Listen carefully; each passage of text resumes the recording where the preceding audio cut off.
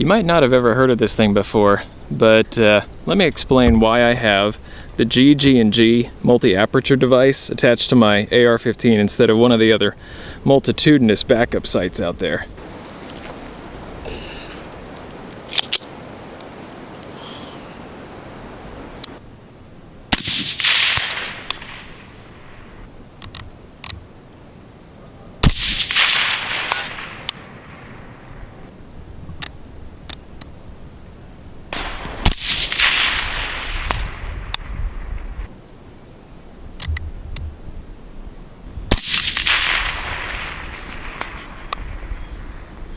Even if you hadn't heard of the multi-aperture device before, I'm sure from that little video clip you started to figure out what that's all about.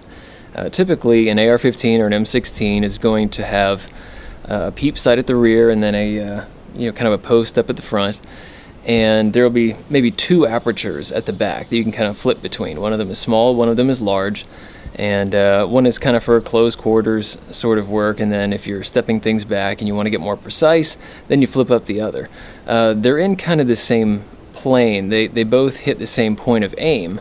It's just one is a little larger than the other. This is my Rock River AR15, just the base model in just 223 Wild. It has a couple little upgrades. It has an extra heavy barrel, and it has this flip front sight up here, which is really easy to use. You just press the little button, pops down, you flip it up, and then as long as you don't push the button, it pretty well stays locked in place. Now, much like the front sight, this has just a single little button on this side you can push, and you can flip it down, it stows away, and as soon as you're ready, just pop it up, and then it kind of locks into place up top. And what makes this so different from the M16 or other AR15 basic sights that you'll see out there is that instead of having one or two apertures of different sizes, this has 5 different apertures that are all the same size. What they do, though, is that they change height in the plane. So here is the Zero. This will handle pretty much everything up to 200 yards. Switch over to 3. So if you're stepping back to 300 yards, put it on 3. 400 yards, 500 yards, and then 600 yards. And we'll take a look at this up close so you can see what's happening. Take a good close look as I switch between the two extremes. I'm going to go between the 600 yard mark and that kind of 200 yard mark, and I want you to watch this right up here, the actual little hole, the aperture. It's going to shift. You can see this one is kind of partially occluded by the top of this little front frame here. But if I twist over to 200, it's right in the center. You can see it's much lower. And again, I'll switch back so you can get a good look.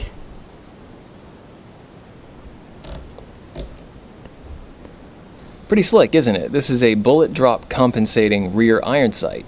And now naturally this won't work with every rifle, every load. This was developed specifically for a 16-inch AR-15, M16, whatever, something with a 16-inch barrel. It's a little carbine, and it's developed for the M193 load, the 55 grain full metal jacket, or for the M855. Apparently, the trajectories of the two are so similar that it kind of works in there. And since you are shooting iron sights, it doesn't have to be more precise than that. And as far as in my own shooting, I've seen that the two really do have very similar points of impact. They have very similar trajectories. As far as I know, this sight has been around for a good long while, and I'm really surprised that I don't ever see anybody using one of these things, either in a YouTube video or in real life out here at the range. I'm the first person I've ever seen actually use one of these things. Of course, you'll see the Magpul sights, you'll see the built-in ones. You might see Troy or YHM, you might see ARMS, but this one, for some reason, just doesn't seem to get much press. And I'm really rather shocked by it. It does appeal to a certain nerdy type of person. I consider myself a semi-precision shooter. I really enjoy figuring out the ballistics of different things, and I like shooting small objects at long distance, like prairie dogs. But I really am surprised that I don't see more of these. In addition to the really cool bullet drop compensator, you've already seen that this thing folds flat. But what isn't readily apparent is how flat it folds. This thing is just tiny. As far as I can tell, this is the flattest folding sight that you can have for an AR15. The MBUS ones get really flat, and the ARMS 40L, that's also a really thin one, but I don't know if they get as low as this, and part of the reason is that it just doesn't have those ears that you normally get on a rear aperture sight.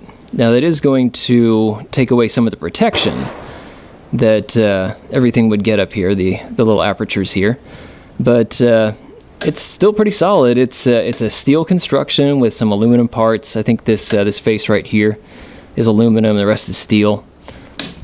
I'm not entirely sure on that, but this thing just folds down super flat to get under optics. And you've probably seen in my my Falcon video that I have a 30mm Falcon scope that, I mean, it just fits over the top of this. And if I had some of these thicker sights, yeah, they fold down a little bit, but you just don't get much room. You'd have to get some massive, massive scope rings to get any optic up over the top of this. Fortunately, this one is so flat that I've had no trouble with any optics that I've ever mounted on this. I've put on a great big 25 power scope with a 44mm bell. The Falcon is a 44mm bell, and I just have to have a 1-inch high ring, which is a little bit on the high side, but it still just fits right on top. Some of the drawbacks to this particular sight are obvious, some of them aren't. You've already seen that there isn't all that much protection here, so if this were deployed and you dropped it, you're just hoping that this is, you know, sturdily built enough that it's not going to mess things up too badly. I think that you probably have a better chance that this would hold up than something of the more optical nature, like a scope, or probably a red dot sight would be tougher. But a scope, at least, you'd have a chance that something would be bent, something would be thrown off. But yeah, this is just a little bit on the weak side. You can definitely get stronger ones. Some other things, you get only horizontal adjustment right here, and it's a pretty coarse adjustment. I believe this is half MOA per click. That's really not too bad for an iron sight. You know, a quarter, that might be a little over the top. There is no vertical adjustment, so any type of vertical that you want to do, you have to do up front. So you have to mess with this post right here, and you can see that mine is sticking out just a little bit. I had to bring this up a little bit in order to get everything working on this end. This last sticking point will only affect a handful of people.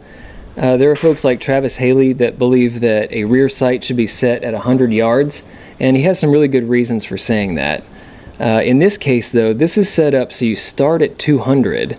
That zero mark has to be at 200, and then you work your way back, and that's the only way that the ballistic compensator works. If you're going to be hitting things at 600 yards, you have to have this zero sighted in at 200. So Travis Haley and company won't be interested, but in my case, I keep everything pretty well tuned up to 200 yards. My optics are usually set at 200. That's my most common prairie dog shot, and I just like to use that as my basic starting point. In addition to the multi-aperture device that I just showed you today, there are two new models. There's one that's made mostly of titanium, and that thing's pretty cool. It has the same wheel at the back, everything's the same, it's just a little tougher. And then there's a model that has tritium on the sides of the apertures, and this one only has 4 apertures, so I'm not sure if it actually does bullet drop compensation.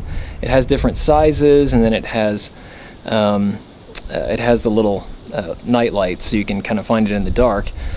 So again, I'm not sure if that one has bullet drop compensation. You might read up on it and see what it does. What I'd like to see someday is one of these aperture wheels that, instead of having circular apertures, has hexagons or something polygonal like that, or diamonds, because apparently those are much easier to line up, that center post right in the middle. If you look up hex sight, it looks like a really brilliant idea. So I'd be curious to see what that would look like in the wheel back here.